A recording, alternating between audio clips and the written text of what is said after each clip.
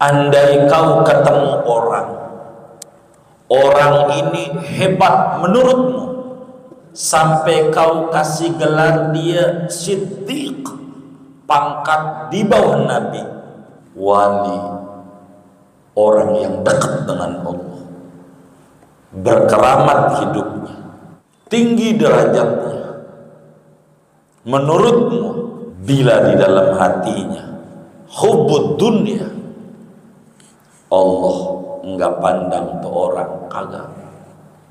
Itu orang yang tukang ibadah, apatah lagi orang model kayak kita yang ibadah pas-pasan. Bismillahirrahmanirrahim. Alhamdulillahi rabbil alamin. Wassalatu wassalamu ala sayyidina Muhammadin wa ala alihi wa sahbihi ajma'in. Allahumma inna nastahdika li arsyadi amrina wa zidna ilman yanfa'una. Qala al-imamul muallif al-imam al-qutub Sidi Syekh Abdul Wahhab Asy'arani rahimahullahu ta'ala wa nafa'ana bihi wa bi barakati ulumi wa ghafara lahu wa li masyaikhihi wa li masyaikhina amin. Wa kana Abul Hasan Ali ibnul Muzayyin rahimahullahu ta'ala yaqulu, dan adalah Syekh Abul Hasan Ali bin Muzayyin rahimahullahu ta'ala yaitu berkata, "Lau zakaitum rajulan hatta ja'altumuhu siddiqan la ya'ba'ul haqqu ta'ala bihi wa huwa yusakinu dunya biqalbih." Andai sekiranya kau menganggap suci akan seseorang sehingga kau menjadikan akan dia akan wali yang berpangkat siddiq, niscaya tidak peduli oleh Allah Ta'ala dengannya, padahal dia yaitu menempatkan akan dunia di dalam qalbunya. Faqila lahu, maka dikatakan kepada Imam Abul Hasan, fa idza sakanaha li ajli ikhwanihi wa iyalihi wa ghairihim minal mulazimi liyunfiqaha alaihim, bagaimana apabila menempatkan ia akan dunia karena lantaran saudara-saudaranya dan keluarganya dan selain mereka dari yang wajib, agar ia menginfakkan dunia atas mereka.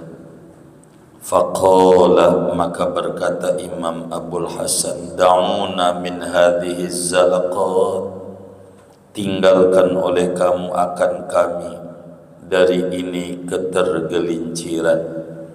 Wallahi ma halaka man halaka min ahli tariqi illa min halawatil ghina fi nufusihim. Demi Allah, tidaklah binasa oleh orang yang binasa dari ahli tarekat, melainkan kebinasan itu dari lantaran manisnya rasa kaya di dalam jiwa mereka.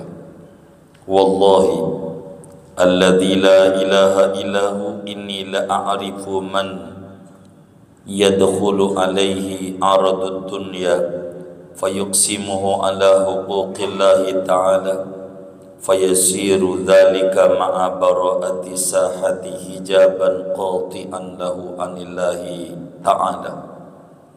Demi Allah yang tiada Tuhan kecuali hanya Dia, sungguh aku tahu akan orang yang memasukkan atasnya oleh barang-barang dunia, maka ia membagi-bagikan akan barang itu atas hak-hak Allah, maka menjadi yang demikian itu bersama terbebasnya hatinya dia, yaitu dinding penghalang yang memutuskan baginya dari Allah Subhanahu wa ta'ala. Wallahu a'lam bishawab. Segini Saudara-saudara sekalian yang mulia, bagaimana cara kita agar supaya istiqomah di dalam taubat? Satu di antara caranya, kita harus membuang kecintaan pada dunia dari hati kita. Kita harus munculkan tentang bukti dunia di dalam hati di dalam hati sanubari kita. Ini adalah yang paling pokok dalam hidup seorang muslim. Kita harus pahami dulu saudara, apa itu dunia, sehingga kita disuruh benci oleh agama. Bukankah kita hidup ini perlu sandang pangan papan? Bukankah kita sholat kudu menutup aurat? Menutup aurat itu kudu pakai baju, pakai mukna, pakai sarung, pakai segalanya, dan semua itu perlu duit. Apakah itu juga disebut dunia? Bukankah kita pengen haji perlu duit? Apakah itu enggak disebut dunia? Bukankah kita pengen umroh butuh duit? Bukankah kita pengen nyantuni yatim butuh duit? Pengen bangun masjid butuh duit? Apakah itu enggak dikata dunia? Jadi apa sebetulnya dunia itu? Supaya kita tidak salah cara kita memahami konsep ini, sehingga yang tadinya enak-enak kerja jadi berhenti, berubah kehidupannya total, mainnya di masjid aja, sampai orang sebut primus, pria musola masjid, begitu, sampai ganti pakainya kucel, dekil, kumel, orang sebut sufi, sulit finansial. Apakah begitu yang namanya benci dunia? Bagaimana itu dunia? Saudara, yang namanya dunia itu yang disuruh kita benci adalah apa saja yang menyebabkan kita jauh dari Allah. Itulah dunia yang kita suruh benci. Jadi ad-dunya ibaratun an kulli syai'in yujibul bu'da anillahi subhanahu wa ta'ala. Yang disebut dunia itu adalah satu ungkapan tentang apa saja yang menyebabkan kita jadi jauh dengan Allah. Apakah kekuasaan? Kalau bakal jadi jauh dengan Allah, itulah dunia. Apakah harta? Kalau itu menyebabkan jauh dengan Allah, itulah dunia. Apa saja yang menyebabkan kita menjadi jauh dengan Allah? Apakah anak? Apakah bini?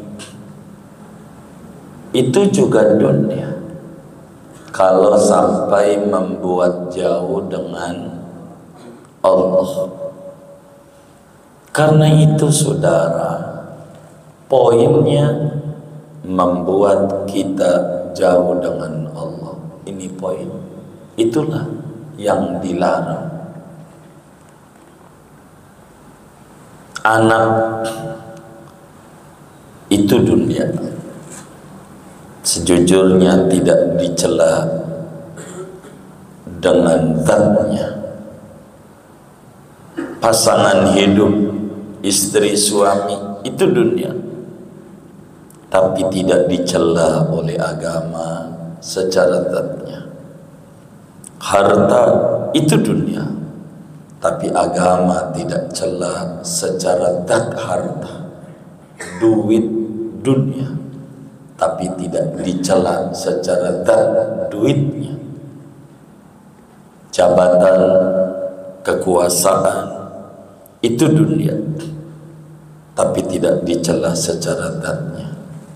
Saudara, hiburan tidur di hotel, liburan di puncak, atau di laut, di Anyar, di Bali, di mana, itu dunia, tapi tidak dicela secara zatnya. Mengapa demikian? Anak, walaupun dunia, agama bilang begini. Rasulullah sallallahu alaihi wasallam di dalam kitab Sahih Muslim, Imam Muslim meriwayatkan, "Idza mata ibnu Adam in qata 'amaluhu illa min salas, shadaqatin jariyah aw ilmin yuntafa'u bih aw waladin salihin yatumulah." Bila manusia mati, putus aktivitasnya. Yang tadinya sholat jadi tidak sholat. Udah mati. Yang tadinya ngaji jadi tidak ngaji. Yang tadinya kerja jadi tidak kerja. Tadinya baca Quran udah tidak bisa baca Quran lagi. Begitu kata Nabi, karena dengan mati udah nggak ada gerakan dari kita, putus perbuatan kita. Apa yang dilakukan di masa hidup kita udah nggak bisa kalau udah mati, kecuali tiga ini bukan barang mati masa ada lanjutannya, tapi dari sini tiga. Satu, sedekah jariyah, waktu masih hidup wakafin karpet di masjid apa nih kita nih, Al Muhajirin, udah mati kitanya dipakai ngaji kayak begini nih, kuburannya terang. Amal yang dulu dilakukan masih hidup terus mengalir sama dia.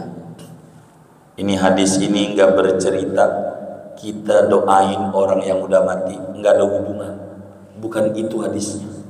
Hadis ini lagi nyeritain amalan kita masih hidup, ada yang terus mengalir sampai kita mati, walaupun kita kerjakannya masih hidup. Siapanya? Kitanya. Satu, wakaf. Sedekah jariyah itu wakaf. Kita wakaf. Selama itu masih dimanfaatkan, masih dapat ganjaran. Ada orang wakaf kipas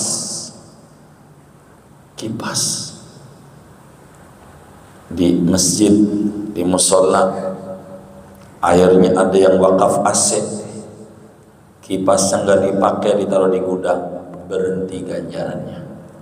Siapa yang membuat berhenti? Pengurus yang tidak paham agama, dituntut kelak, dituntut di akhirat. Bagaimana solusinya biar nggak dituntut jadi DKM? Ngaji, jangan tidak ngaji, biar paham kita jadi pengurus. Repot, banyak orang rebutan pengen jadi pengurus, dia gak paham kelak di akhiratnya ribet kayak apa, pertanggungjawaban. Itu begitu, digulung, apalagi zaman corona, karpetnya digulung, salah kagak tuh karpet, nggak dapat ganjaran yang wakaf, nggak dipakai, berarti nggak mengalir ganjarannya, kecuali rusak bab lain. Begitu, maka dia harus belajar. Kalau kita wakaf, kita udah mati terus dapat ganjaran, nggak pernah berhenti. Beruntung orang yang wakafin.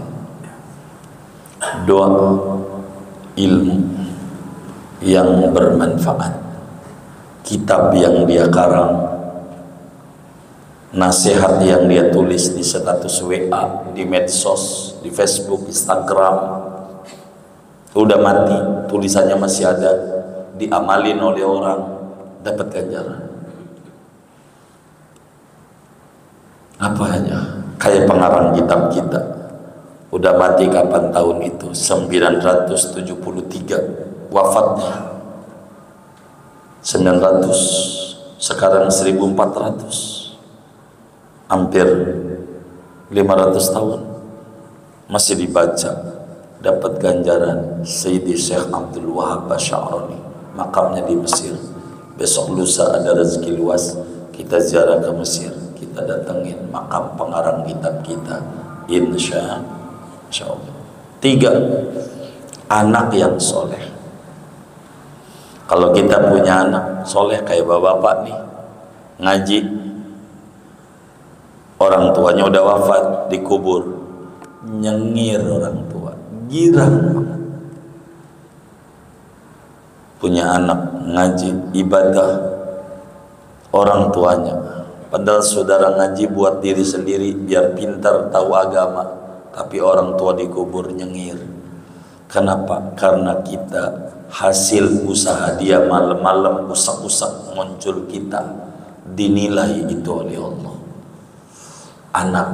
Anak mau nggak perlu doa-doa, mau sodako apa aja nggak perlu tuh sebut nama bapaknya ibunya, udah dapet aja. Bapak ibu nyamping yang nggak dapat nyamping, encing, encang, pakle, buble, nggak dapat.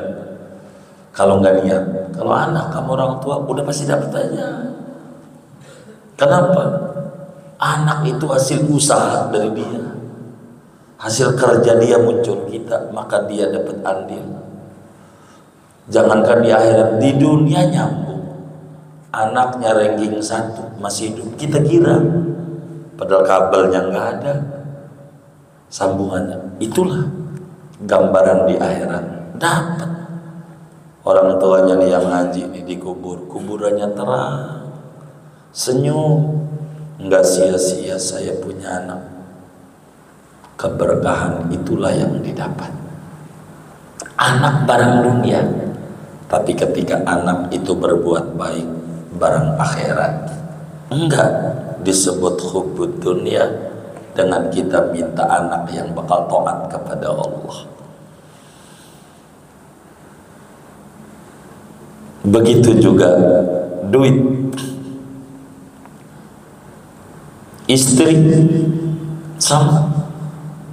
Kata Nabi dalam hadis Bukhari Muslim, innaka lan tunfiqa nafaqatan tabtaghi biha wajhallahi illa ujirta biha hatta ma taj'alu fi imra'atika. Sesungguhnya engkau, apa saja yang kau belanjakan, niatannya cari ridho Allah, bagi duit bini, niatnya cari ridho Allah, kau dapat ganjaran. Ampe makanan yang dikasih ke bini, duit yang dikasih ke bini, dapat ganjaran. Kenapa? Niatnya ridho Allah. Karena itu Imam Ahmad bin Hanbal meriwayatkan di dalam kitab musnadnya dari Sayyidina Amr bin As radhiyallahu ta'ala an, ni'mal malus salih lirrajulis salih. Sebaik-baiknya harta di tangan orang benar. Itu akhirat. Niatkan apa aja akhirat. Mohon maaf, saya dalam amalan kehidupan saya kerjakan bukan untuk ria-ria, hanya untuk qudwah, supaya kita mindsetnya benar. Saya kalau beli kopi, beli teh, beli makanan, saya niatin buat tamu. Beli teh, beli kopi buat memuliakan tamu. Kagak ada tamu, saban hari ngopi sampai habis, dapat ganjaran niat memuliakan orang. Saudara kalau beli kopi teh kayak begitu nggak? Tuh kan hilang ganjaran. Padahal habisnya sama kita juga, kagak ada tamu di rumahnya. Tuh berapa tuh ganjaran yang angus dari kecil sampai sekarang, kan rugi. Itulah untungnya ngaji. Niatin akhirat. memuliakan orang. Nabi bilang innamal a'mal binniyat wa innamal likulli imri'in ma nawa. Sesungguhnya sahnya amal dengan niat, dan tiap orang akan mendapatkan apa yang ia niatkan. Kalau niatnya cuma ngopi buat diri sendiri, nggak ada ganjaran. Coba buat orang lain, tamu kagak ada sampai habis. Kata orang Betawi, bures sampai diri sendiri, dapat ganjaran. Ganjaran niat menghormati tamu. Ganjarannya tamu, enggak nyenengin diri, enggak. Padahal diri kita juga senang sampai nari ngopi, umpamanya ngeteh, tapi buat orang begitu dapat ganjaran. Niatnya buat orang, namanya cerdas. Biar enggak jadi barang dunia, makanan jadi sehat. Apa aja niatnya buat memuliakan. Cak. Kalau nyenengin diri jadi stroke, hipertensi, darah tinggi, kanker, macam-macam penyakit yang zaman kakek nenek kita orang dengar ada, gara-gara kita salah dalam beragama. Begitu, akhirnya duit banyak, bingung, ngopi udah nggak boleh, sama dokter asam lambung, makan daging nggak boleh kolesterol, makan sate kambing nggak boleh darah tinggi, emping nggak boleh asam urat, apalagi itu ya duren nggak boleh darah tinggi. Innalillahi rajiun. Duit banyak, hidup sengsara, belum di akhirat udah tersiksa di dunia. Nikmat dicabut sama Allah, padahal duitnya banyak, rumah punya di komplek, dia bingung. Begitu. Enak pembantunya aja, ngopi udah kayak sholat 5 kali sehari semalam, belum ditambah qobliyah ba'diyah diundang oleh kawan-kawannya. Enak. Ya Allah, ngapain hidup kayak begitu? Maka saudara, segala makan minum dapat ganjaran bila itu diniatkan kebaikan. Jangan gak diniatkan kebaikan, niatkan kebaikan. Ini buat acara Rasulullah, duit ini, wah Allah ganjarannya kagak itu. Nabi begitu. Saya nyuruh tuh orang suruh wakaf timbang 50.000 diniatin buat Rasulullah biar diterima Allah. Orang buat Nabi masalah diterima, ekornya orang palanya jadi terima, apalagi ekornya. Mobil aja kalau udah pala masuk nggak ada yang nyodok, bener nggak? Begitu cerdas. Ini hidup begitu. Jadi apa saja yang bakal menghasilkan akhirat itu bukan dunia. Bagaimana kalau kita di hatinya ada kecintaan pada dunia, hubud dunia, apa dampak buruknya? Kajian kita malam hari ini, saudara. Kata Imam Abul Hasan Ali ibnul Muzayyin rahimahullah mengatakan, seorang tabi'in besar, beliau bilang begini. Kata orang Jawa, beliau dawuh orang Jawa, lau zakaitum rajulan, kata beliau, hatta ja'altumuhu siddiqan la yaqba'ul haqqu ta'ala bih wa huwa yusakinud dunya biqalbi.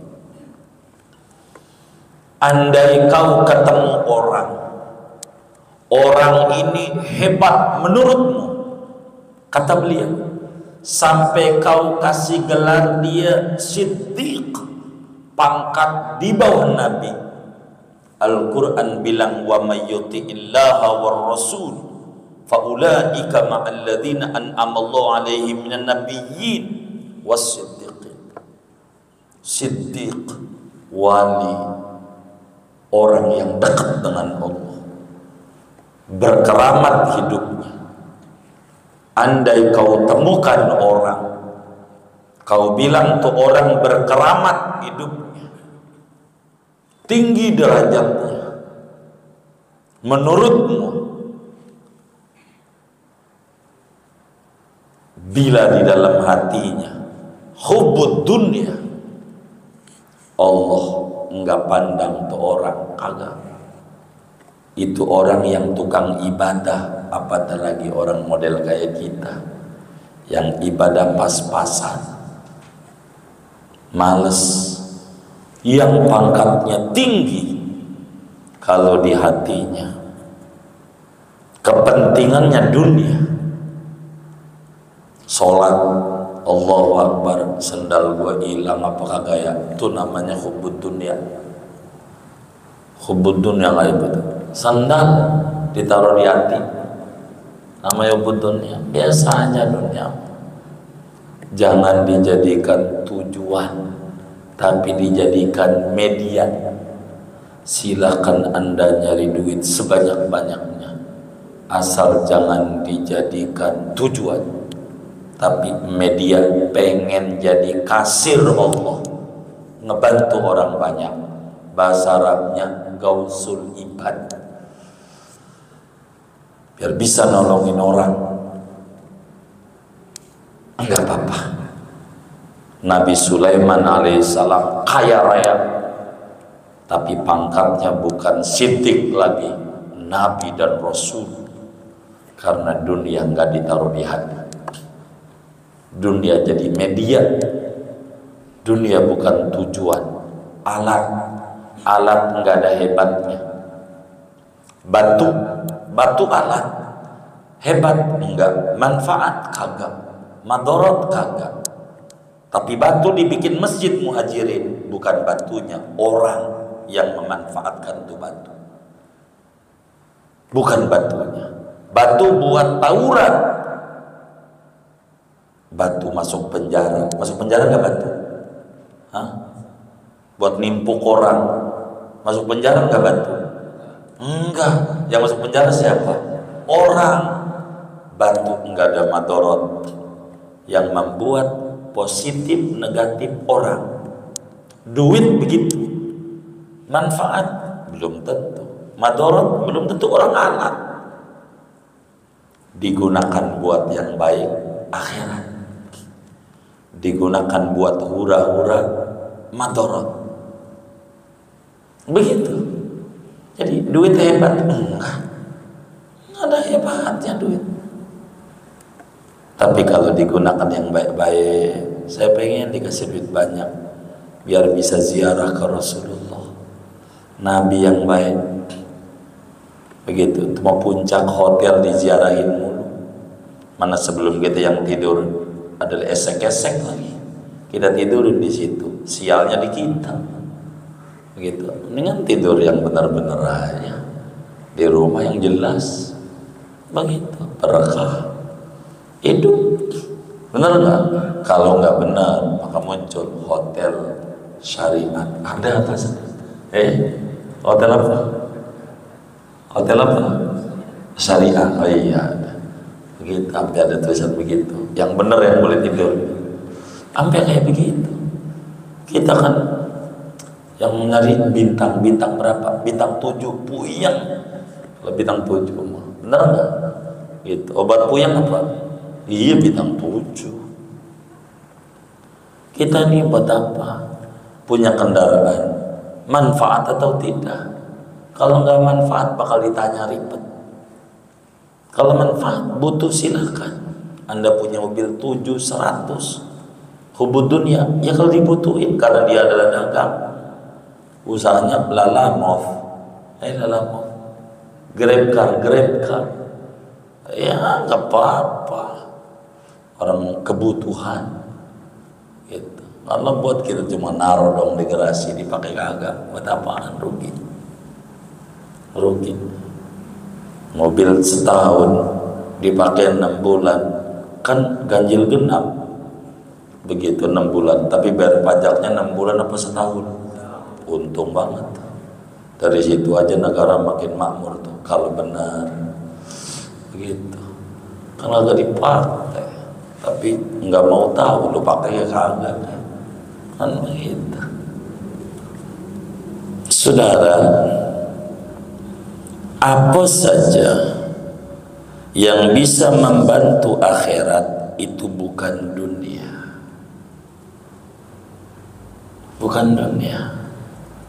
Niatin buat ibadah, niatin buat yang baik, enak. Kita kerja niatnya ibadah, enak. Allah, andai kau anggap satu orang suci, tinggi derajatnya, hebat di mata Allah, Allah enggak pandang dia bila di hatinya ada hubbud dunia.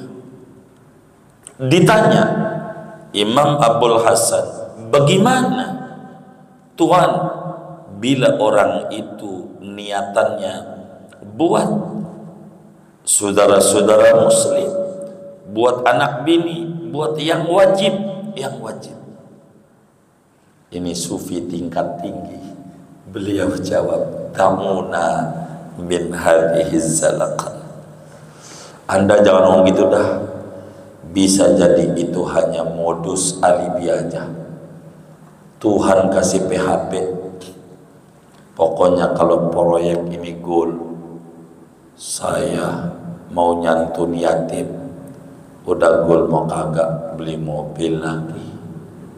Pokoknya kalau ini goal Tuhan, gua mau ziarah ke Rasulullah.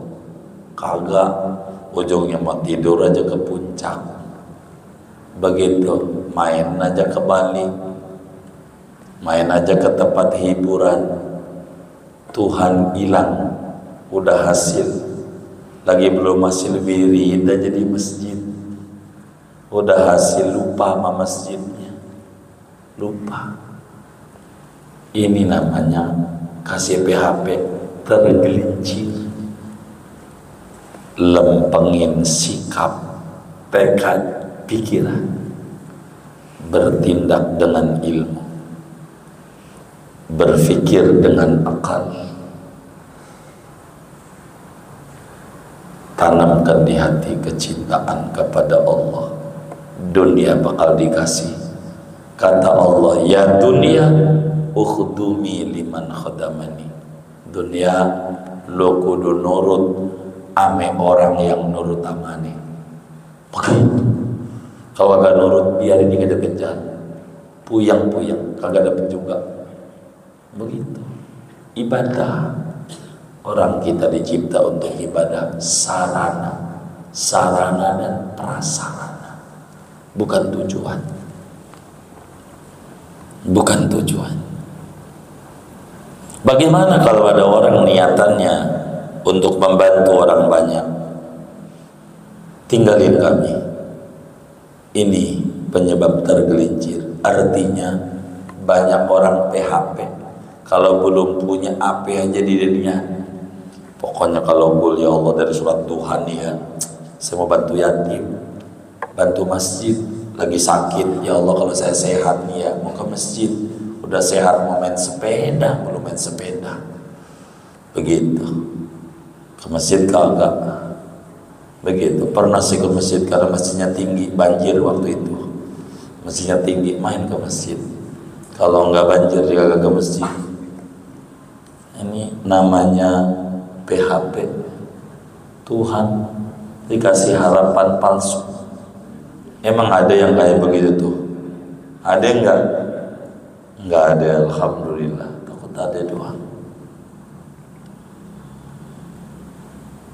Kata beliau, wallahi demi Allah, ma halaka man halak min ahli tariq illa min halawatil ghina fi nufusihim.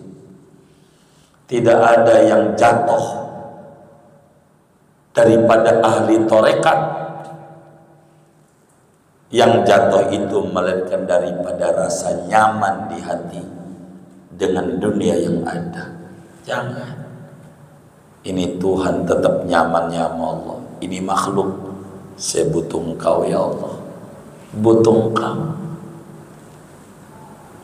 Yang bikin enak bukan makanan restoran mewah bintang 5, bukan, tapi rasa di hati. Opor ayam ada, sop iga ada, gurami ada, pecah ada, apa aja ada. Lagi tengkar laki bini, enak nggak? Enak nggak? Hah? Enak nggak? Enggak, tuh nggak enak. Makan cuma nasi pakai sambal, pakai daun pisang, makannya di pematang sawah, lumpur. Makanannya bisa nambah, hatinya enak. Hati enak. Orang yang tinggal di komplek, begitu yang tinggal di kampung, belum ngobrol sama dia, kalau ngobrol sama dia puyeng ya. Begitu kata orang Jawa, sawang sinawang. Begitu ya, begitu bener. Ada bahasa itu, ada iya Pak. Kan saya sering dengar. Hanya yang kita lihat doang, belum ngobrol sama dia. Ngobrol mau puyeng sama dia, enggak paham, enggak paham dunia. Enggak benar dunia. Ilmu bisa dunia ilmu. Kalau salah kita memahami. Islam rahmatan lil alamin. Ngaji kemana kayak ngaji? Yang penting kita ngaji. Siapakah yang bisa nganterin kita sama Allah? Terserah. Begitu. Kata beliau, banyak orang yang masuk jalur tarekat jatuh derajatnya dari sisi Allah lantaran ada hubbud dunia. Wah. Jangan dunia jadikan kebanggaan, jangan. Alat.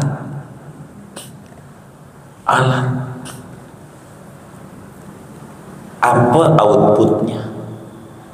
Apa benefitnya dari dunia yang ada? Kita punya motor, dibawa kemana tuh motor? Buat main-main kah? Buat ke masjid kah? Ke majelis kah? Buat kerja kah? Buat ngetrek doang? Cek. Ini bakal ditanya. Kita punya baju nggak dipakai, kasih orang, bakal ditanya sama Allah kalau kita mati. Dipakai kagak? Buat apa disimpan? Pakai orang yang rajin sholat dapat ganjaran. Begitu. Pandai-pandai memahami dunia. Kata beliau, wallahi, demi Allah, inilah arifu, kata Imam Abdul Hasan, ana tahu orang yang di hatinya ada hubbud dunia, pada akhirnya dia jatuh terhijab dari kedekatan dengan Allah Subhanahu wa ta'ala. Allah tuh ghayur, cemburu. Kalau kita hatinya udah demen dunia, silakan. Kalau kita niatnya pamer, pengen dipuji orang, silakan. Gua enggak mau bagus kayak apa amal, tuh begitu. Allah. Maka orang yang taubat, bersihkan hati. Jangan duit ditaruh di hati, tapi taruh di kantong dan dompet. Kalau duit ditaruh di hati, ada kotak amal Jumat lewat, pura-pura merem, udah lewat baru melek. Ada yang model begitu. Banyak nggak? Yang mana orangnya? Kenapa? Duit ditaruh di hati, susah amat ngeluarinnya. Karena di hati itu dalam. Keluarin aja isi, manfaat buat akhirat. Mau ngapain?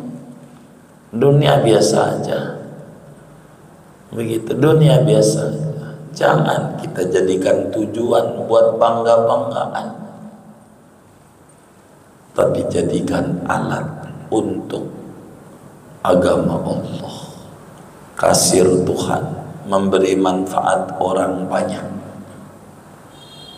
Begitu saudara, nyenengin dirimu nggak ada habisnya.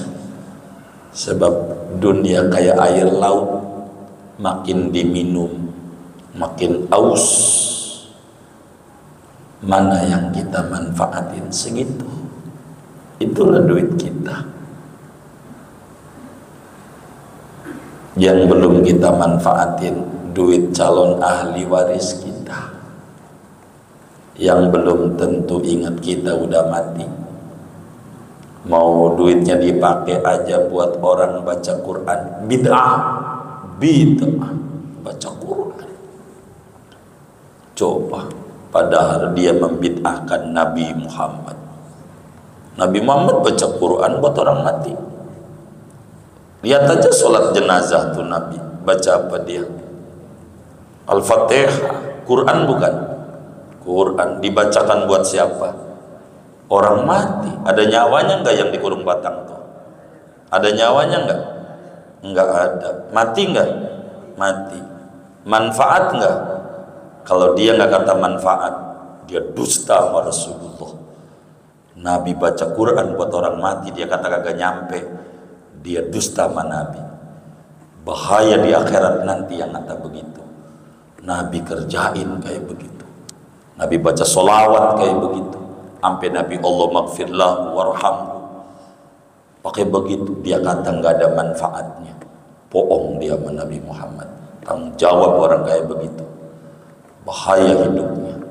Salah dia duduk majelisnya dia. Nggak ngerti.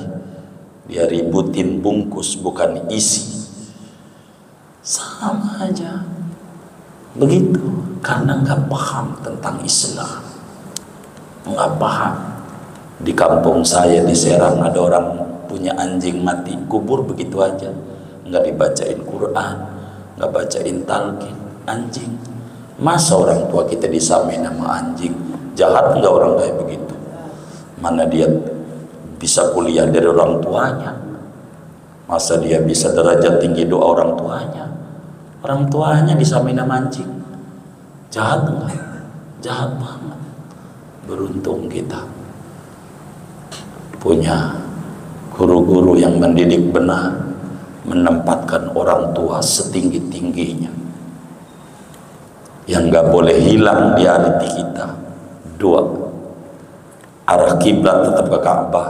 Kecintaan orang tua kepada kita nggak hilang walaupun kita bengak. Mas sudah mati, kita perlakukan orang tua kita kayak anjing. Jahat sekali dia, jahat sekali.